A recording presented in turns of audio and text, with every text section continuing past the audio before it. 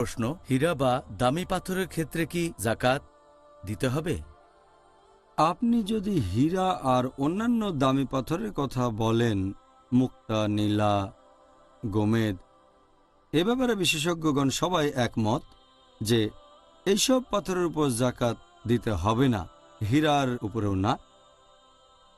তবে যদি সেটা ব্যবসা হয়, দামি পাথর কেনাবেচা করছেন, তাহলে প্রতি বছর সেটার উপরে যাকাত দিতে হবে, কেনাবেচা করে যে লাভ করছেন তার উপরে।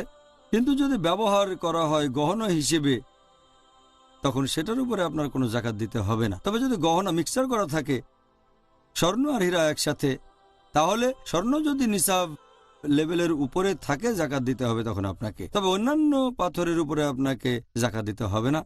আর এখন অনেক মানুষই ইনভেস্ট করার জন্য হীরা কিনে তারা জমা রাখে, যে দাম বেড়ে গেলেই বিক্রি করবে। এটা কেনার পেছনে নিয়ত হচ্ছে তারা ইনভেস্ট করবে। এ ব্যাপারে কিছু বিশেষজ্ঞ তারা বলেন যে যদি ইনভেস্ট করার নিয়ত থাকে আপনার, আর সেজন্য কিনে থাকেন, লাভ করার জন্য কেনেন, তাহলে সেই হীরার উপরে যাকাত দেবেন। তবে যদি সেটা ব্যক্তিগত কাজে বা গহনা বানাতে ব্যবহার করেন, সেই হীরা বা দামি পাথরের উপর যাকাত দিতে হবে না। জাযাকাল্লাহ খায়ের। আপনাকে অনেক ধন্যবাদ ডক্টর জাকির। আল্লাহু আল্লাহু আল্লাহ।